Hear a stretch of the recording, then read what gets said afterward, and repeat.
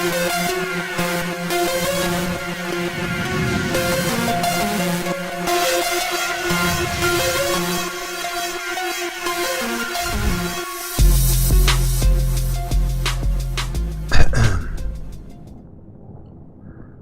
friends. What's going on, everybody? I'm King Basics, and welcome to the Royal Army. Today we're starting Chapter 2 of Buried. Let's see where this tunnel leads us, shall we?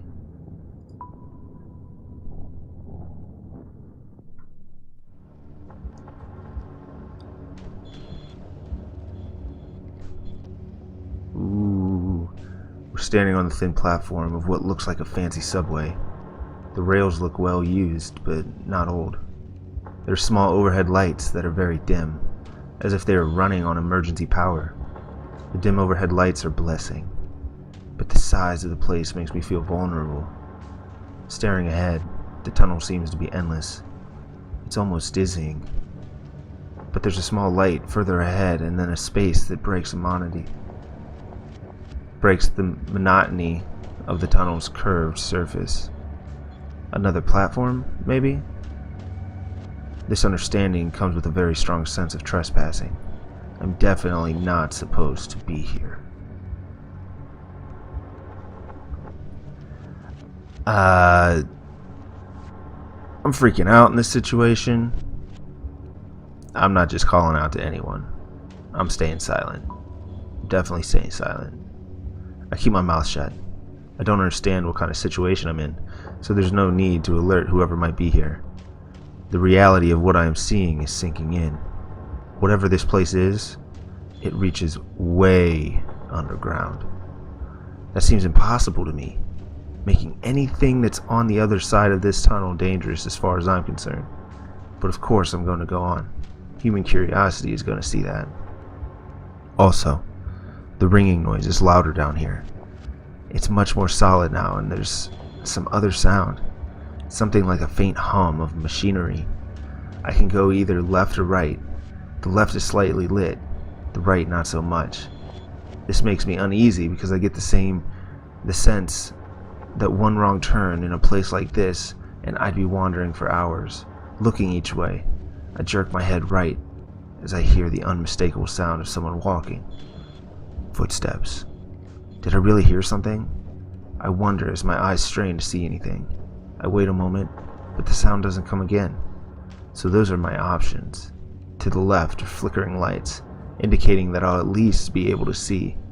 There's also a hum of machinery, a sign of life. To the right is just darkness, but I also heard footsteps in that direction.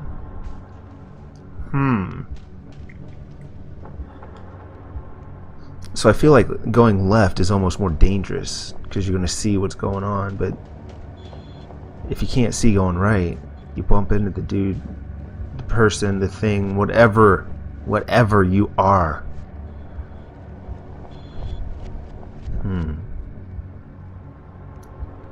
I think I'm going to go right.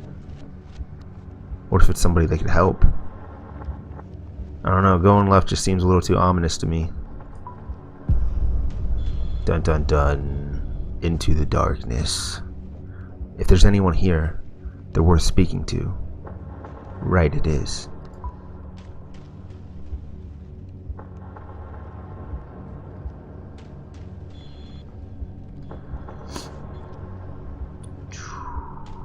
As I leave the glow of electric lights, things feel a bit more sinister. Also, the tunnel or hallway, or whatever it is, seems to widen out up ahead. I wonder how Dennis is doing back at the logging site. I wince, remembering the blood around his side. The darkness I find myself in feels thick, like walking in syrup. I'm reminded of the fear I felt as a child when I had to go into the basement to fetch tools for my dad. I was sure there were snakes or spiders or monsters of unimaginable horror lurking down there. I feel that same way here, walking through the tunnel. That's when I see it. A human figure, far back in the tunnel, silhouetted in the faint light at the end.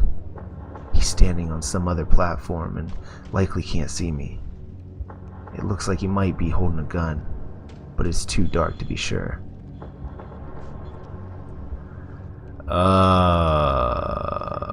Shoot. If he's holding a gun, I don't want anything to do with that. I'm gonna stay sneaky like a ninja. This person might be dangerous. I do my best not to move. I watch as the figure looks back and forth down the tunnel. It's unclear if he's looking for something or just as lost as I am. But he can't see me in the dark, and after a moment, the figure rushes away through a door. Just as well. I don't want to reveal myself to anyone until I know more about where I am.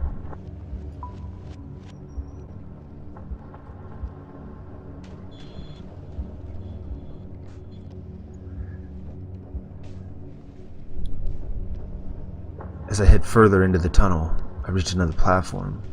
I'm looking and trying to process where I am, and now when I suddenly hear the rapid footfalls of someone running towards me. They're sprinting this way from the dark side of the tunnel, and fast. I can't see anything, but their footsteps echo towards me. After seeing that person with the gun a moment ago, I'm not sure if this person is armed as well. I realize I only have a few seconds before they'll be on top of me.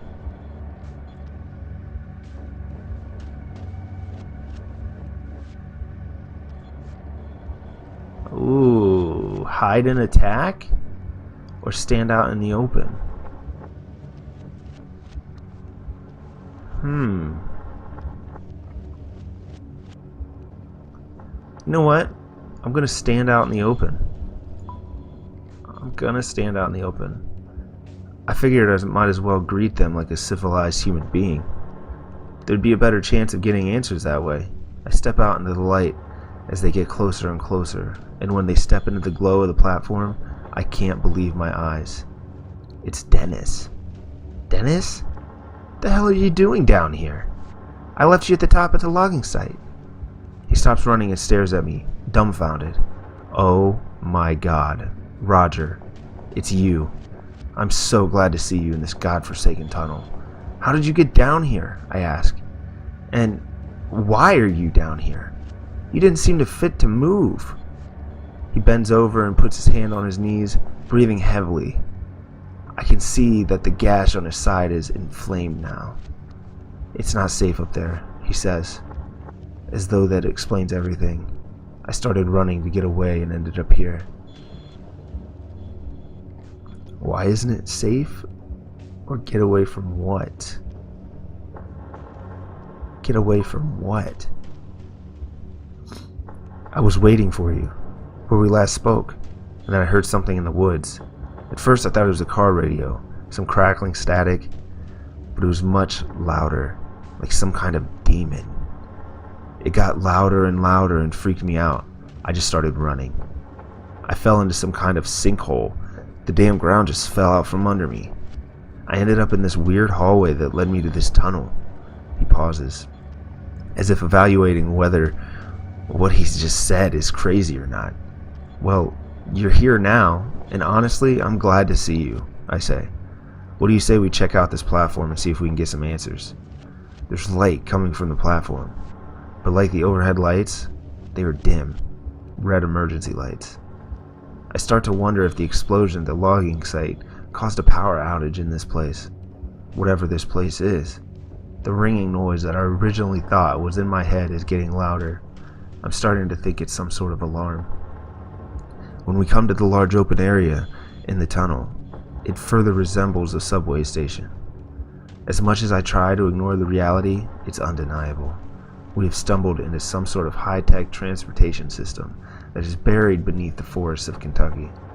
It makes absolutely no sense and creates an entirely new sort of fear as to what the hell we have walked into. I notice that Dennis seems confident though. When we reach the large opening, we have to climb over the rails up onto the platform.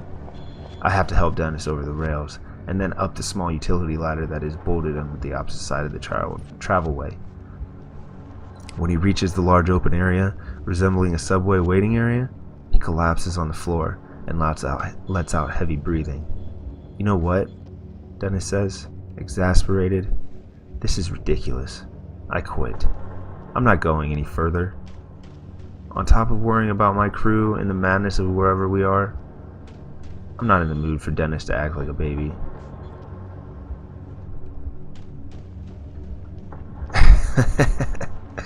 Pull it together, Dennis. No, that's not what he needs right now. It's alright, man. Take it easy. You can do this. Got it. I'm not the one with a gash in my side, I think to myself, so I decided to cut him some slack. Damn, boss. I'm sorry, he says. It's okay, I say. I don't know how you're still on your feet, if I'm being honest. Stubbornness, he says with a weak laugh. You need a minute to rest, I ask, as warmly as I can muster. No. If I sit down to rest, I'm afraid I might not get back up. Let's keep going while I can still go.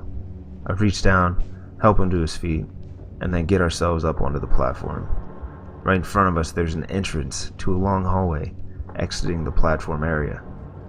It's at this point that I realize these red emergency lights might be on for someone else who's actually supposed to be here. Like that guy I saw earlier, standing on the platform. Man, I'm staying sneaky, alright? I'm not yelling out. I'm still not sure if I want to alert anyone to the fact that there are strangers in this secret place. And the thought of hearing a scream, even my own scream, in this empty place is too much to bear. The emergency lights continue to flicker overhead, casting a sick sort of pinkish light on everything. My mind is racing with what sort of place this might be. It's obvious that it's meant to be a secret. And if it is supposed to be a secret, and there was power outage recently, maybe most everyone has been evacuated. But then, why was that one person still here? This thought does nothing to make me feel any better as we walk towards the platform to exit. We step inside and it seems just as empty as every other place we've come through. Weakly illuminated by more overhead emergency lights, we're standing inside a hallway that looks surreal for a moment.